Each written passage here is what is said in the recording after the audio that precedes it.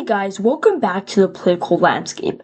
Today we're going to be doing a prediction between Kamala Harris and JD Vance for the 2028 election. So let's get started. Let's start off with the safe states for Kamala Harris. We have Washington, Oregon, California, Hawaii, Vermont, Connecticut, Delaware, Maryland, DC, Massachusetts, Rhode Island, and Maine's 1st Congressional District, giving Kamala Harris 120 electoral votes to start off.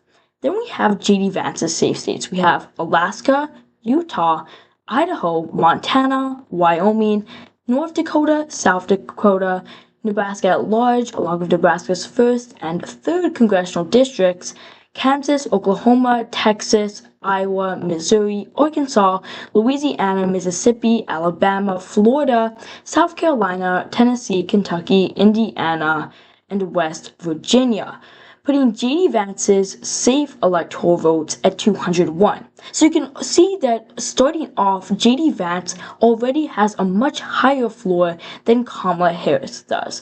Now let's go to the likely states. The likely states will be determined by 6 to 12 points. Let's start off with Kamala Harris. The first likely state that I have for her is the state of Colorado. Now, Colorado has been a very left-trending state. And even though the national environment from 2020 to 2024 shifted 6 points to the right, Colorado only shifted to the right by 2 points. And a big reason why Colorado has been shifting leftward relative to the national environment is because of the rural counties on the western side of Colorado have been shifting to the left. And this has been a place that has a lot of ski resorts, and it's been more wealthy, more elite, and that used to make these counties pretty Republican, but not anymore. And you've been seeing that the wealthy, more elite people have been becoming more Democratic. And so that is why Colorado has been shifting to the left. And so even with a bad candidate like Kamala Harris, I still do believe she would win Colorado by a likely margin. Another state that I have as a likely margin is the state of Illinois. Now, out of all the states that shifted to the right, Illinois was one of the states that shifted the most to the right. It shifted 6 points to the right, about on par with the national shift.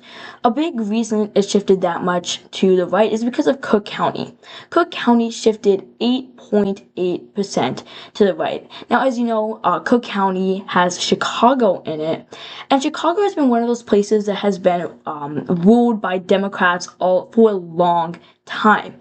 And if you actually look at the mayor has been letting a lot of illegal immigration come into Chicago. It's become a sanctuary city. And the residents of Chicago are really fed up with that. A poll showed that the mayor of Chicago only had a 7% approval rating and an 80% disapproval rating.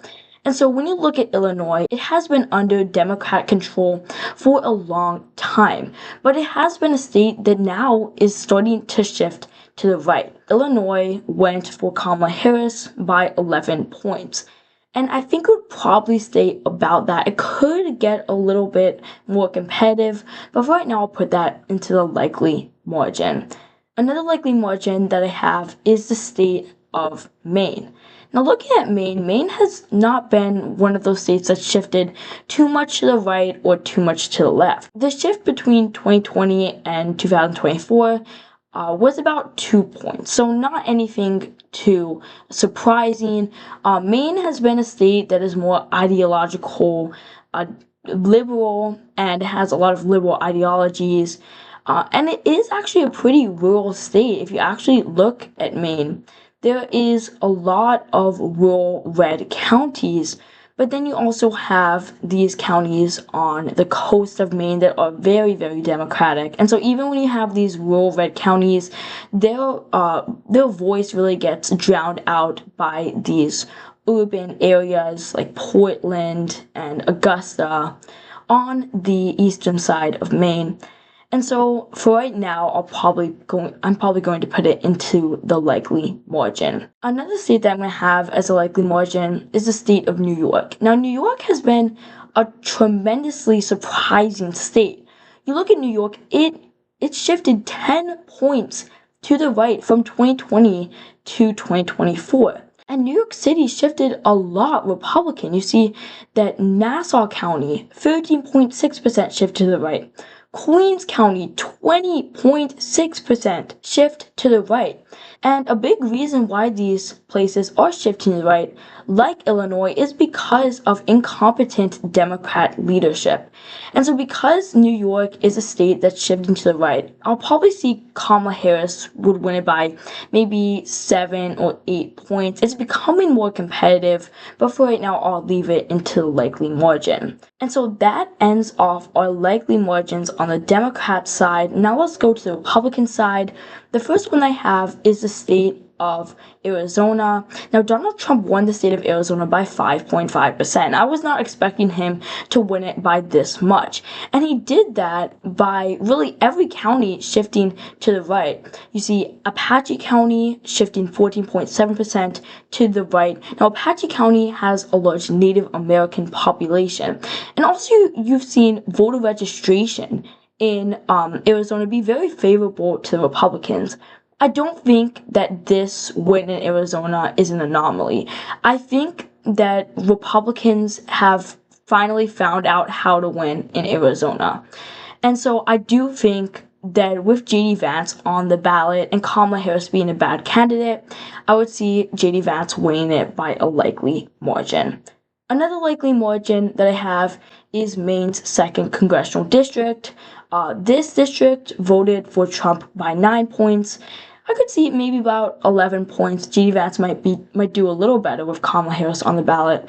But as long as Donald Trump's approval rating stays steady, I do see J.D. Vance doing pretty well in the 2028 election, and I would see this district going to him by a likely margin. And so, we have one more likely margin. That's the state of Ohio.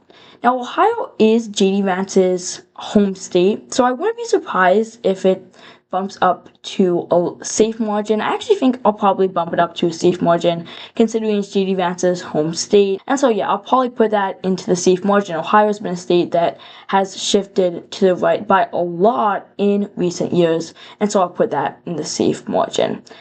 And so that's going to be it for the likely Republican state. Let's go to the lean Democrat states. We have the first one we have is New Mexico. Now, New Mexico, Harris only won it by 6 points, and New Mexico is the only state in the U.S. that is majority Hispanic. And if we were talking about in 2008 or 2012, that would be a good thing, but now it's not a good thing for the Democrats anymore because Hispanics have been shifting to the right. You see this shift map across New Mexico.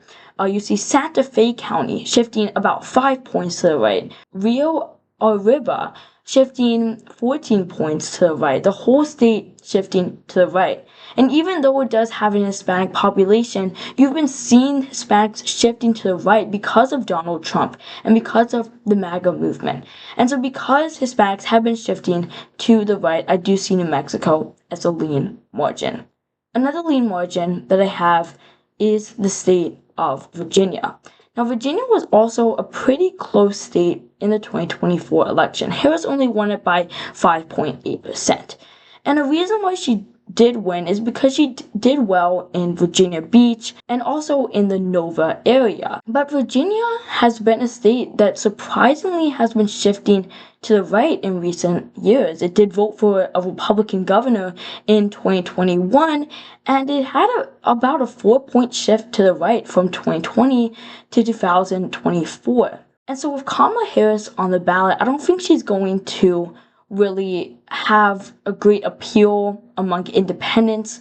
I'm pretty sure she lost independents this time around, and she doesn't really appeal to the far left and to the base of Democrats. And so I think she could probably do worse in like Virginia Beach. She might lose Virginia Beach and also not do as well in Fairfax, Loudoun, and Prince Williams, and that would bump the state down to a lean margin. And then we have one more lean margin, and that's the state of Minnesota. Now, Minnesota didn't shift that much to the right. Harris won by 4.2%, about a 3-point shift to the right. But still, it didn't shift right relative to the nation. And Minnesota has been dominated by St. Paul and Minneapolis. However they vote, that's how usually Minnesota goes. Even though it has a lot of Republican rural counties, the urban areas drown out the voice of the rural areas. And so even with someone like Kamala Harris on the ballot, I still do believe Minnesota would go to the Democrats by a lean margin. Now it's time for the Republican lean states. The first one I have is the state of Nevada. Now, Nevada has been shifting to the right. Very surprisingly, we see that Trump won the state by 3.1%, and the state shifted 5.5% to the right from 2020 to 2024. And that's about how much the nation shifted to the right. Democrats in Nevada have been struggling because Clark County, which usually is how they win Nevada, is becoming more Republican. Harris only won Clark County by 2.6%. And then you have all these rural areas that are the Republicans' stronghold. And so if Democrats continue to lose in the voter registration battle in Nevada, I definitely do think the Republicans are going to continue their dominance and win Nevada by a lean margin in 2028. Another lean margin I have is the state of Georgia. Now, Georgia, yes, has been trending to the left relative to the national environment. We see that it only trended 2.4% to the right, and a lot of the suburbs have been trending to the left, which is definitely not good for the Republicans. But with someone like Kamala Harris on the ballot, she doesn't have a lot of appeal to the urban centers. You saw that Fulton County shifted actually to the right, DeKalb County to the right. A lot of these urban centers that are very, very Democratic shifted to the right this election. And because Kamala Harris does not have that appeal, I'm going to have that as a lean margin. Same with North Carolina. North Carolina has always really been like a state that's fascinated me because it's really like the urban centers are fighting with the rural areas on who's going to win the state. You have Durham, Raleigh, Winston-Salem, Charlotte, Asheville, all voting Democratic. And then you have all these rural areas voting Republican. But somehow, every election, the rural areas outweigh the urban areas, and Republicans are able to win North Carolina. Now, Asheville has been trending more Democratic in recent elections, and that's definitely something that Republicans in North Carolina need to watch out for. Same with Raleigh and Charlottesville. If these cities become bigger, you could see North Carolina flip, but I don't think that it's going to flip in 2028, especially with someone like Kamala Harris on the ballot. And so for that reason, I'm going to put that as a lean margin. Same with Pennsylvania. Now, Pennsylvania Republicans are very, very competent. Scott Presler was able to register like 50,000 Republicans in Pennsylvania. And I'll show you the voter registration. In 2020, Democrats had about almost 600,000 voter registration advantage. That's down to 99,000. Republicans have been doing so well in voter registration, and so because the Republican Party is very competent in Pennsylvania and that Republicans are gaining registration, I'm going to have that as a lean margin. Same with Michigan. I don't think Kamala Harris would do well with the Arab populations. And I would put that as a lean margin. And then I would actually put Wisconsin as a tilt margin. Considering Wisconsin was not the best state for Trump, it only shifted 1.5% to the right. It had a strong leftward trend relative to the national environment, so that's why I'm going to put that in the tilt margin. And then we have the last two states, New Jersey and New Hampshire. I'm going to put New Jersey in the tilt margin for the Republicans because if you actually look at the 2024 results, Kamala Harris did terrible in New Jersey. She only won New Jersey by 6 points. The state shifted 10 points to the right from 2020. you saw areas like Hudson, Bergen, and Passaic County shift crazy amounts to the right. And because New Jersey has been shifting so much to the right, and Republicans are doing really good in voter registration, plus Kamala Harris being on the ballot, I think everything just goes together right for J.D. Vance to win the state. And then also the state of New Hampshire. New Hampshire was really close in the 2024 election.